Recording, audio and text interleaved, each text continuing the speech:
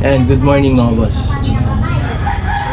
Ngayon, muna tayo ulit sa nagpapakisame tsaka tiles.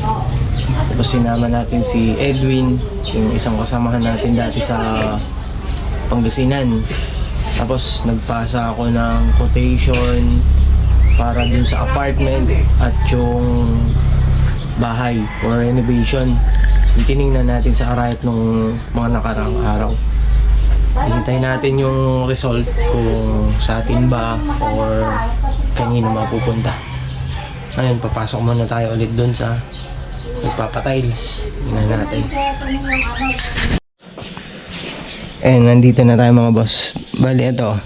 Pinabaklas muna natin yung ibang tiles. Kasi hindi maganda yung pagkakalagay nung unang naglagay. Dun sa pinaka-last na yon, nakapababa siyang ganun. Yung floor drain niya nandito lang. May ipon lahat dun yung tubig. Kaya ngayon pinabaklas ko siya. Simula dun, etong dalawang linya na to, pinabaklas ko para iangat ng konti dun. Diretso dito yung tubig. Tsaka eto, nakaangat ng konti. Tapos nilagyan natin siya ng hiwa dito pa ganun. Para maibaba natin siya ng todo rito sa floor drain. Si Tito Alan yung nagta-tiles dito kasama si Edwin. Ayan, eto na lang yung natitira. Dalawang linya na lang. Okay. Tapos lilipat na kami dun sa loob. Tayo sa loob ng magsisimula.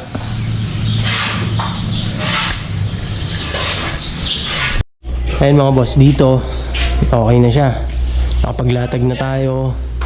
May electrical na rin. Tapos yung design, ili-layout na rin ngayon.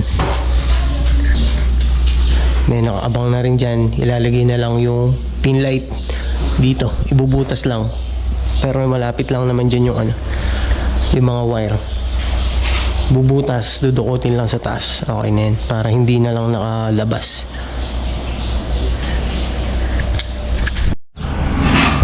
Kasi yan, ito, natapos na rin natin. Tapos na-layout na natin yung pinaka-design niya. Ayan, may guhit na yan. Hindi lang siya kita. Tapos na rin yan hanggang dun sa corner na yan. Bali dito, pinag-iisipan niya kung PVC panel lang ilalagay natin or nakadrop na lang siya. Tapos may cove light. Ayan. Pero eto, may pin light na nakaabang na. Bibili na lang niya ng pin light.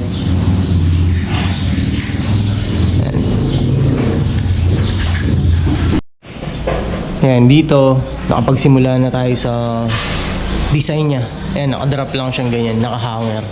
Tapos may cove light siya. Tapos eto rin, gagawin na natin yan. Pag ganyan, paikot, pag ganun lang siya. Pero hindi dudugtong dito yan. Hanggang dun lang siya. Open yung dito. Tsaka kamukha na to, open siya rito. Ganyan lang siya. Tapos iibahin na lang yung kulay ng design na yan, tsaka yung kisame. Ayan. Tapos may cove light siya. Tapos nakapaikot din siya ng pin light.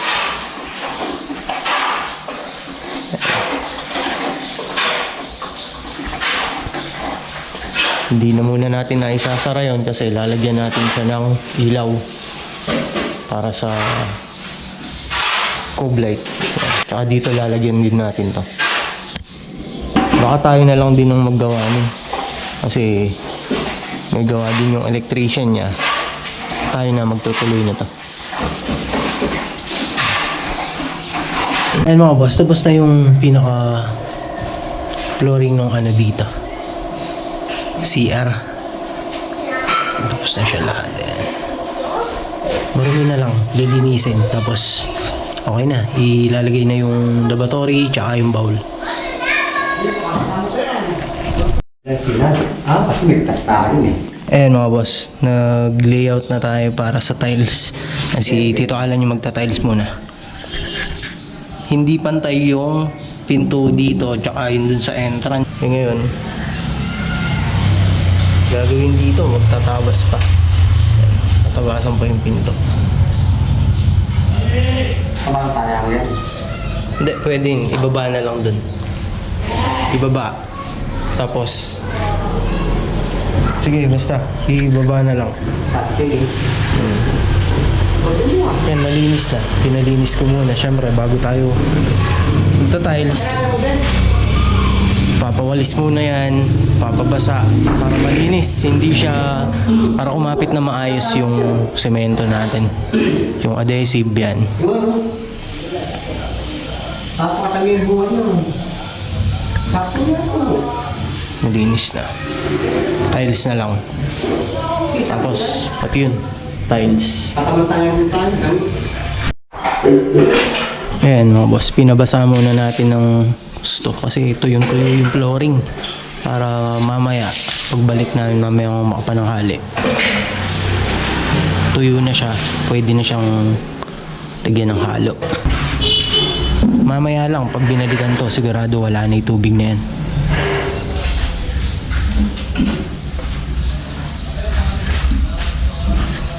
Ito ilalagay natin tiles and ganyan yung design niya. Ayan.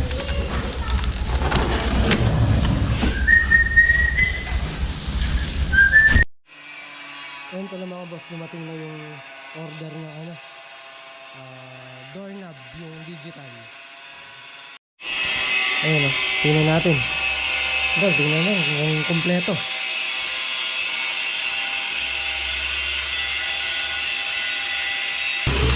Hingay kasi si Tito Alan. Stainless. Ito yung sa lock. Baka reserve ba niya? Hindi, lock yan. Ito yung pinaka-lock.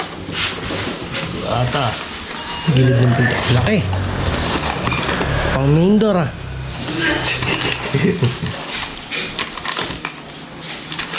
Yan. Pang main door nga. Digital. Battery. Fingerprint. Pang fingerprint na. Nakatapsihan. Yung battery. Tagal malobat to. Apat na battery. Ito yata oh. Pwede dito sa lock. Ay, lock. Sa loob yan.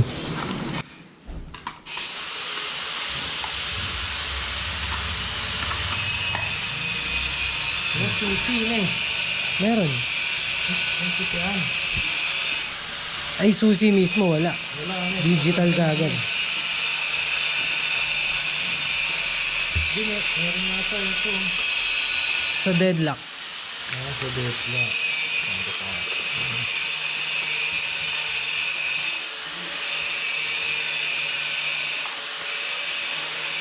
Masada.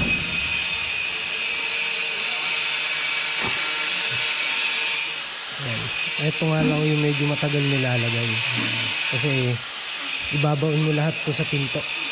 Hindi ka mukha nung ordinaryong doorknob.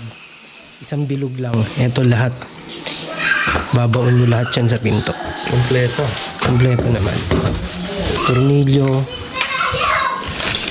Yan. Sa lock.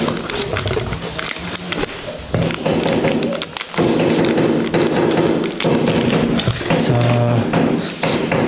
door jam. Door jam yan. Ito ah. Ano yan? Sa kung paano mong ilagay yung code. May manual, inchik. Pero paano yan? Sino kaya yung marunong magbasa nito? Paglagay ng ano? Paglagay ng code. May susi siya. Ay, di, walang susi yan, pero Susi. walang susi. Ayan, Ito. ayan na. Nakatupi lang. Tupi siya.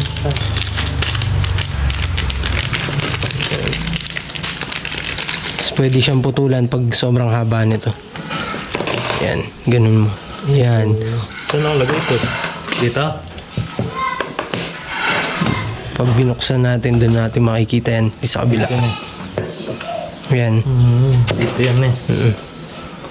Diyan sa kabilang side. Ganun. Ayan. Tapos yun yung maglalak dito. Para lumabas Para ng pag mga nalobat, tatlo na yan. yan na eh. Oo. Yun. I-install na lang natin yan. Ayan mga boss, tapos na yung kisame natin dito. Ano na lang, tiles naman. Sila Tito Alan nandun pa sa loob. Tinatapos na yun. Tiles dun sa kwarto. Ayan mga boss. Bali, natitira na lang ng tina-tiles nila yun dun. Dalawa na lang. Pero syempre, yan. Dediretso na yan dun palabas. Kaya tatabasan pa yung tiles na pag ganun. Tatabas dun yan sa may pinaka-hamba. Tapos dire-diretso na dun yan. Tapos grout na lang. Ayan. Grout na lang yan. Yung design niya talagang ganito siya. Hindi mo siya pwedeng pagtugmain dito. Kasi pag pinagtugma rito, yung dito naman, sa pinakabikat niya, hihiwalay, malayo. Aabot siya rito. Imbis na dito siya, mapupunta rito. Kaya ganyan lang yung talagang pinaka-design niya. Kahit ilang ikot mo, anong gawin mong ikot, ganun pa rin. Tapos lilinisin na lang yan. Pintura. Final coating.